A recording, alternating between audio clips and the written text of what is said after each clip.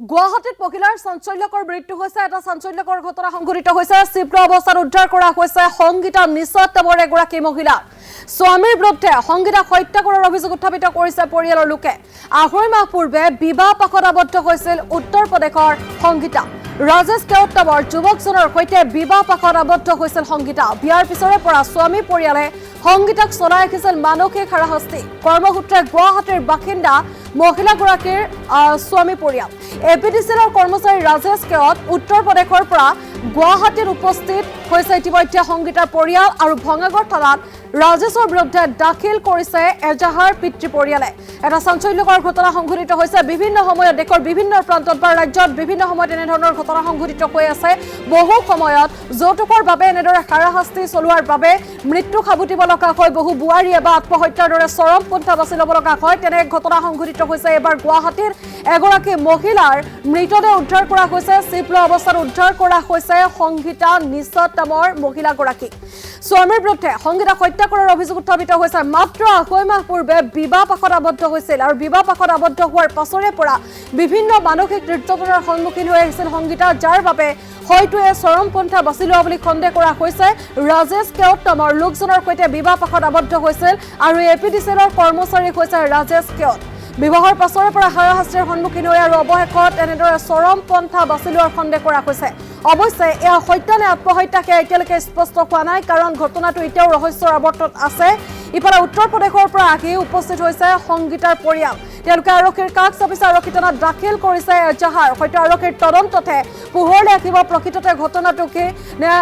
হত্যা কৰি আত্মহত্যাৰ ৰূপ দিয়া হৈছে নে আচলতে মানসিক নিৰ্যাতন সহিব নোৱাৰি আত্মহত্যাৰ পথ বাছি ল'লে সংগীতাই সেয়া হয়তো পৰৱৰ্তী পৰ্যায়ত পোহৰলৈ আহিব কিন্তু বৰ্তমান আৰক্ষীয়ে তদন্ত প্ৰক্ৰিয়া আৰম্ভ কৰিছে সমগ্ৰ ঘটনাৰ ওপৰত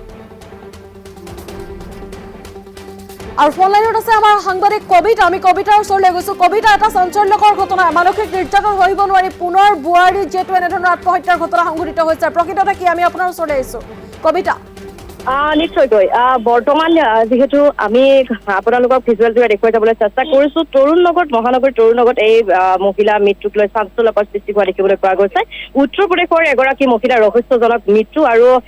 ঘৰত টিপ লোৱা অৱস্থাত উদ্ধাৰ হোৱা মহিলাগৰাকীৰ মৃতদেহ জানিব পৰা মতে মহিলাগৰাকীৰ নাম সংগীতা নিশাত নামৰ মহিলাগৰাকী যোৱা যিহেতু 7 মাৰ্চত বিবাহপাশত আবদ্ধ হৈছিল উত্তৰ প্ৰদেশৰ এই মহিলাগৰাকী 7 মাৰ্চত বিবাহপাশত আবদ্ধ হৈছিল ৰাজেশ কেওট নামৰ ব্যক্তিৰ সৈতে আৰু বিবাহৰ পিছৰে পৰাই যিহেতু স্বামীৰ পৰিয়ালে মহিলাগৰাকীক মানসিক শাৰীৰিকভাৱে হাৰাশাস্তি কৰাৰ অভিযোগ উত্থাপন হৈছে মহিলাগৰাকীৰ পৰিয়ালে এই অভিযোগ উত্থাপন কৰিছে আৰু বৰ্তমান সময়ত মহানগৰীৰ ভঙাগড় থানাত এজাহাৰ দাখিল কৰিছে মহিলাগৰাকীৰ পৰিয়ালে এজাহাৰ দাখিল কৰিছে আৰু যদি আমি আপোনালোকক ক'বলৈ যাওঁ 2 দিনত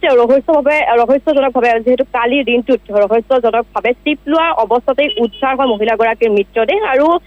উত্তৰ প্ৰদেশৰ যদিও গুৱাহাটীত বসবাস কৰে মহিলাগৰাকীৰ স্বামীৰ পৰিয়ালে এপিডিচিএলত চাকৰি কৰে ৰাজেশে আৰু কিন্তু মৃত্যুৰ খবৰ পাই উত্তৰ প্ৰদেশৰ পৰা গুৱাহাটীত উপস্থিত হৈছে মহিলাগৰাকীৰ পৰিয়াল বৰ্তমান সময়ত উপস্থিত হোৱা দেখিবলৈ পোৱা গৈছে আৰু পৰিয়ালে চাঞ্চল্যকৰ বিৰাজ কৰিছে বহুকেইটা ন তথ্য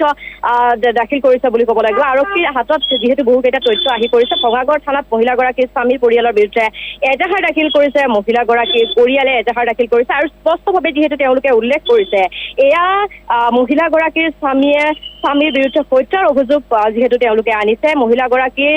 শাৰীৰিক মানসিকভাৱে নিৰ্যাতন চলোৱা বুলি তেওঁলোকে অভিযোগ এটা উত্থাপন কৰিছে আৰু তেওঁলোকে কৈছে যে বহু দিনৰ পৰা তেখেতক শাৰীৰিকেই হওক বা মানসিকভাৱে নিৰ্যাতন চলাই আহিছিল অসমৰ লগতে বিভিন্ন প্ৰান্তত দেখিবলৈ পোৱা যায় যে মহিলা নিৰ্যাতনৰ ঘটনা বা যুৱতীসকলক নিৰ্যাতন কৰা দেখিবলৈ পোৱা যায় আজিৰ দিনটোতে হওক বা এই মাহটোৰ দিনজোৰাত আমি যদি আপোনালোকক ক'বলৈ যাওঁ ডিৱাইচি চিত্ৰদৰ্শকসকলক এটা মাহত বহু কেইজন ব্যক্তিয়ে আচলতে যি আত্মহত্যাৰ ঘটনা হৈছে মহানগৰী গুৱাহাটীতে দেখিবলৈ পোৱা গৈছে বিভিন্নটা কাৰণত আত্মহত্যাৰ ঘটনা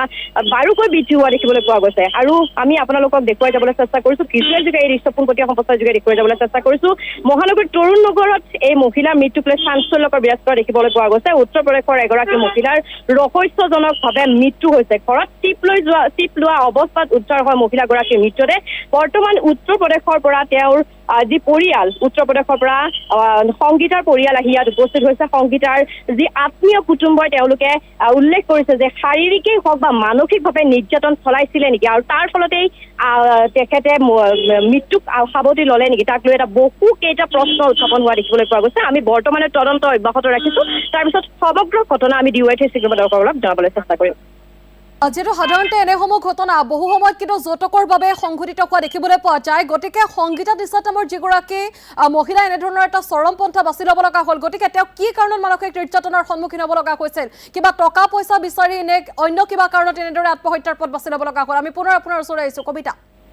নিশ্চয়কৈ বৰ্তমান যদি আমি আপোনালোকক ক'বলৈ যাওঁ বৰ্তমানেও এই তদন্ত অব্যাহত ৰখা হৈছে ভঙাগড় থানায় তদন্ত অব্যাহত ৰাখিছে পৰিয়ালে অভিযোগ উত্থাপন কৰিছে যে শাৰীৰিকে হওক বা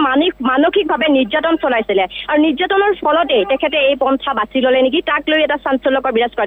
যদি ক'বলৈ যাওঁ 2 মাৰ্চত এই ঘটনাটো হৈছিলে আৰু আজি যিহেতু 4 জুন আজিৰ দিনটোত বৰ্তমান এই পোহৰলৈ আহিছে বুলি ক'ব লাগিব সমগ্ৰ ঘটনা পোহৰলৈ আহিছে বুলি ক'ব লাগিব ক্ষমাবশতঃ 7 মাৰ্চত বিবাহবাসত হৈছিলে আৰু বিবাহবাসৰ পিছতেই তাৰ পিছৰ পৰাই বহুকেইটা মানসিক শাৰীৰিকভাৱে নিৰ্যাতন চলাই আহিছিলে ৰাজেশে বহু কাৰণতে যিহেতু আমি পৰিয়ালৰ মন্তব্য লৈছিলোঁ পৰিয়ালে স্পষ্টকৈ কৈছে যে শাৰীৰিক মানসিকভাৱে নিৰ্যাতন চলাইছিলে বিবাহবাসত আবদ্ধ হৈছিলে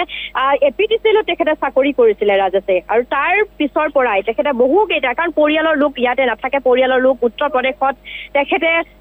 তেওঁলোক থাকে আৰু তাৰ